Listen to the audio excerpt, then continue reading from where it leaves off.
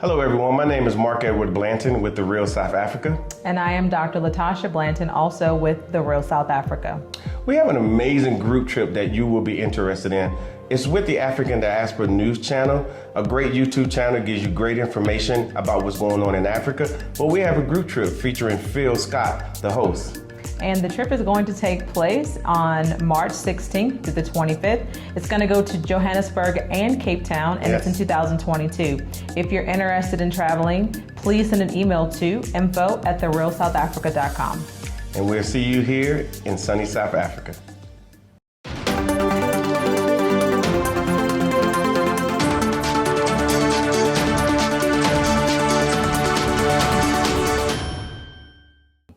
So black voters helped propel Jim Crow Joe to the White House and were instrumental in securing Democratic majorities in both houses of Congress. Now, it's not a coalition of people from these other said groups, because their votes are split. White folks vote more for conservatives. Some white folks vote liberal, but the majority vote for conservatives. That's their party, right? These other groups, outside of them, their votes are split down the middle. Black people are the only voting bloc that vote Democrat, right?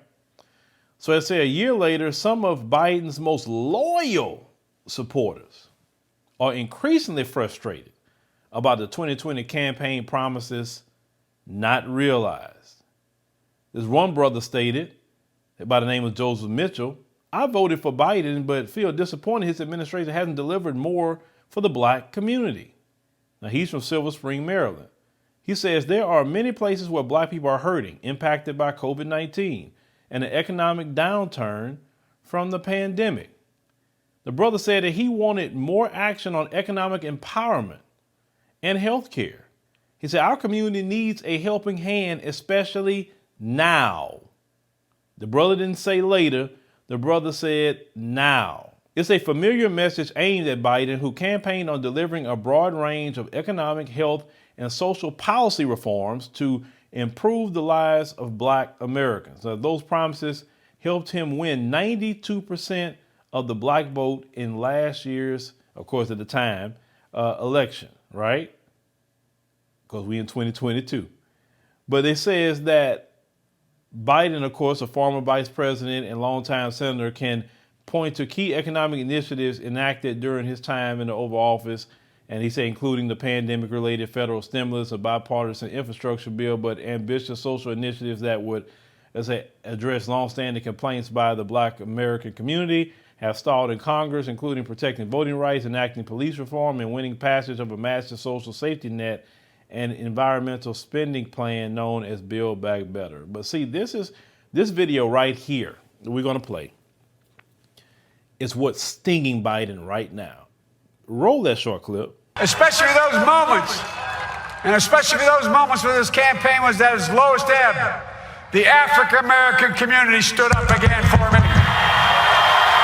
You've always had my back, and I'll have yours. You see that video right there? His most loyal supporters can't really even defend him now because of that video right there.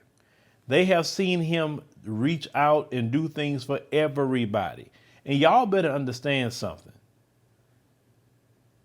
Some people in our community are cool still being slaves, and they'll wait 1,000 more years for them to do something for them.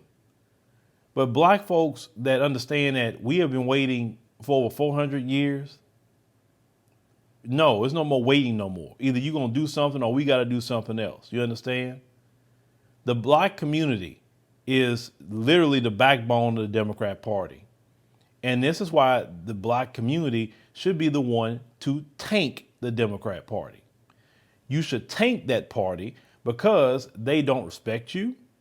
They will literally sit here and watch you go out in long lines in a pandemic to go vote.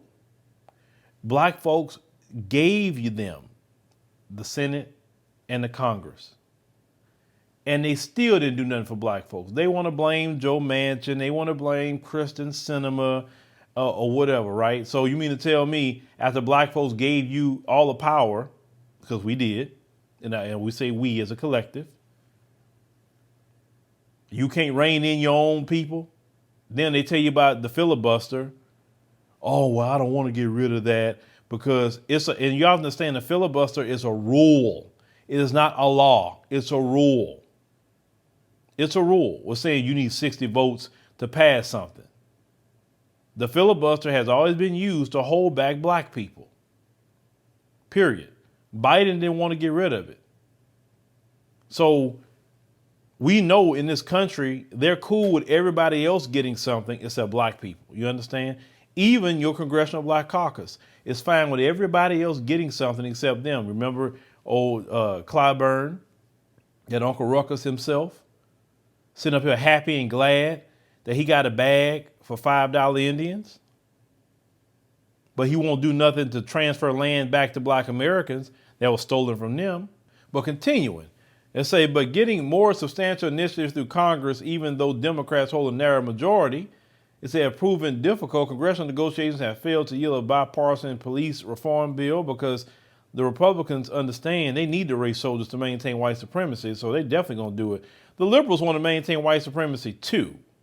They do because, you know, all this stalled things for black people, they're like, oh, well, we tried. You remember the George Floyd bill? You remember that?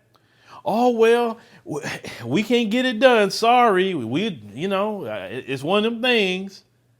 They don't say that about other groups, but when it comes to black folks, yeah. So now they're talking about voting rights. Because, see, voting rights doesn't give you anything. You say, oh, yeah, it does. I mean, shoot, yeah, we can vote. What have you been doing with the votes you got already? What actually you have been doing? Listen, I will say that George Floyd bill with removing qualified immunity would be the main part of the bill. Removing qualified immunity. That would be true police reform to me. Because now, without qualified immunity, these race soldiers are going to think twice before they end up trying to kill somebody. That would be true reform. I'd rather fight about that George Floyd bill than some voting rights. But these old relics in our community, the Mark Morales, the Al Sharptons, you know, those people, they fighting about some voting rights when if you don't fight for the George Floyd bill, you're going to be right back to what got George Floyd killed. I'd rather fix the race soldier problem before I fix the voting problem. To me, voting rights should be almost to the bottom of our issues that we got in America as black people.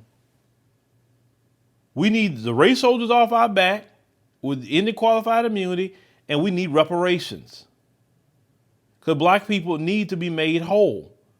With the millions and trillions of dollars of wealth that was stolen from black America. And don't say you can't do it, because that coronavirus bill showed you they can do it. They can just sign trillions of dollars and start handing out checks to everybody. Here's a check for you. Check, check, check, check, check. So don't tell me they can't do reparations. They just don't want to. Even your Democrat Party. That's why I said, since you're the backbone of the party, break the party. Break it. Because what some of them going to do, they're going to complain on the Democrats and they're going to go right back and vote for them. But I see something different coming in these midterms. Oh, I see something coming. Because a lot of black folks are seriously tired. Like the Democrats don't know what position they put themselves in by not doing something for black people. See, you can't even have the most hardcore Democrat shield defend what they're doing right now. Now, some of them, you know, they just so silly. They're going to do it no matter what, right? Because maybe they getting their check. Because that's also a strategy, too, to pacify some black people. Make sure you give some of them a check. And they're not going to say nothing. Now, they say some observers, they say, fault Biden's approach and see him as too passive in the face of congressional inaction. They say President Biden may appear tone deaf in the way he's approaching trying to implement these social policies. Tatia Wright, a political science professor at Virginia Commonwealth University in Richmond, Virginia, said Democrats have a majority in both the House and Senate, but Mr. Biden is so busy trying to ensure that everyone is on the same page to compromise and negotiate. He said adding that impatience and building frustration in the black community pose a political danger for Biden and Democrats more broadly heading into 2022 midterms. is that I think the president is losing the voters who got him there because he doesn't come off as taking a stronger stance on issues of race.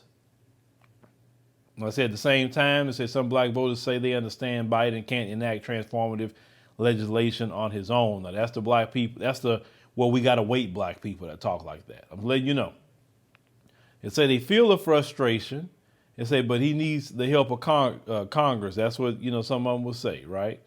It said Biden promised these things because he thought he was going to get better reaction and cooperation from the members of his own party. He said Biden has failed to deliver on some things important to black folks. Now, they said he also said that they think the policies that he is approaching may have been a little more effective in a different time. Said, but in this political climate, they're just not resonating with the black community as being serious, effective, and strong. Why? Why is it resonating? The black media. What we're saying here is we're watching you give a bag to everybody, but black people can't get it. And black people came out 92% for you, and you open your mouth and said you have black people's back. The only back that black people got was your back. That's it. And your butt to kiss. That's all black folks got. And they're upset. Then on top of that, you caused a lot of black people to lose their job behind a decision that they should be making with their doctor. Not because you said it. Nobody, if you had told everybody, hey, if you vote for him, you're going to lose your job, it's guaranteed you'll lose your job. You've been like, oh, hell no, I ain't vote for him. I ain't trying to lose my job. I got bills to pay. Black people didn't vote to be losing their jobs. They didn't vote for that. But you came in office doing that mess. And it hurts black people more than any other group. So a lot of black people are pissed off about losing their jobs too behind a medical decision. Now, all the people that lost their job right now due to that medical decision and this Omicron variant that popped up, and even people that did the medical decision is still getting it. What about the people that lost their jobs and say, well, if you don't get it, you got to go? You see where we're going here? That's why Democrats going to lose. You ain't doing nothing for black people, and you made a lot of people in the black community and also all over the country, not just black people, lose their jobs. That's the problem they got with you. Either take it or or be unemployed. I think that was the worst strategy that y'all could have ever done, is mess with people's jobs. I'm just saying that's the worst strategy you could have ever did. Now, they say his approval ratings also has been dropping steadily. It said to just 43%. And so according to the average polling data compiled by 538.com. Now, polling data reported last month showed a decline in Biden's approval ratings among black Americans. Such data has Democrats fretting and Republicans salivating as the nation heads into an election year. And said political observers note that bipartisan cooperation typically becomes even more difficult as an election season heats up. So they said with the midterms coming, these sort of initiatives important to black voters will face some major obstacles, and overcoming them is going to be a difficult job for Biden. Meaning, black folks, don't expect them to pass anything for you. So, since you're supposed to be the backbone of the Democrat Party, break it. How do I break it? Don't give them your vote. That's what it is. And they ask you why. They say because you did nothing for us. You finessed us in the last election, and you're not going to finesse us this time. Our vote's supposed to be quid pro quo. Now, I know you got a lost section in our community that's going to go do it anyway, right? Because I told y'all that, according to Democrat strategists, their most faithful black group is those 50 and up. That's what Democrat strategists said based on their data and research. So that's what I get that from. Talking about the 50 and ups is the most loyal, and they know that.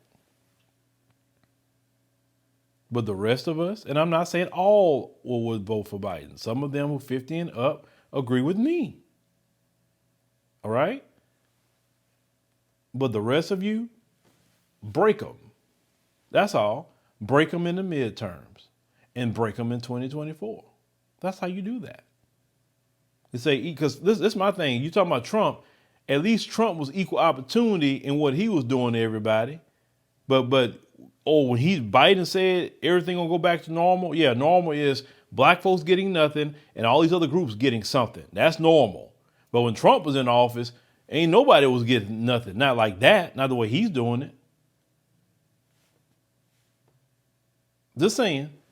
And then Trump, he did, like, the First Step Act was a good thing. I look at that as a good thing. Some brothers and sisters actually came home with the First Step Act. I looked at that as one of the good things, for the black community. Some people, if you got the money for it, the opportunity zone thing is good if you got money. That doesn't really help the average black person. But, really, Trump didn't enact no laws on black people.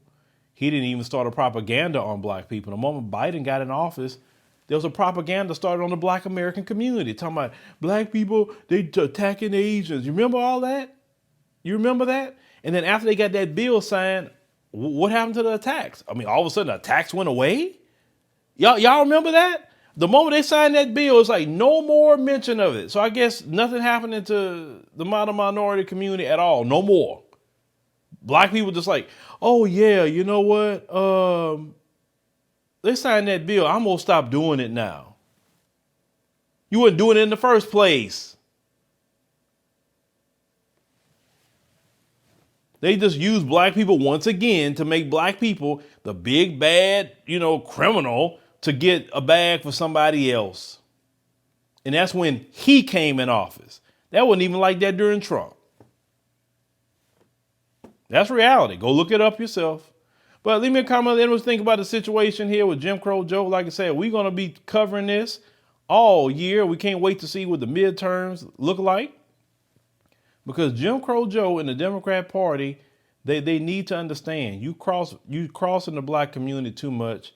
You showing that you can care less about black folks, and black folks need to show you who we really are. And like I said before, let those other groups that you're signing bills for, let them go vote for you. And let's just see how it turns out. Living in America as a black person, you recognize there is one set of laws for you and one set of laws for those, especially in the white community. In our book, Passive Aggressive Racism in the System of White Supremacy, I take you through times in my life when I first started noticing white supremacy. We teach you how to recognize it, identify it, and also counter it in our book. This book is a beginner's course for those that are just starting to wake up and open their eyes to see the system of white supremacy. As a black American person, you must understand this system because this system is life or death to you. How you handle it, how you deal with it, it can affect your mental health if you don't understand this system. Pick up our book, Passive Aggressive Racism and the System of White Supremacy, today on Amazon.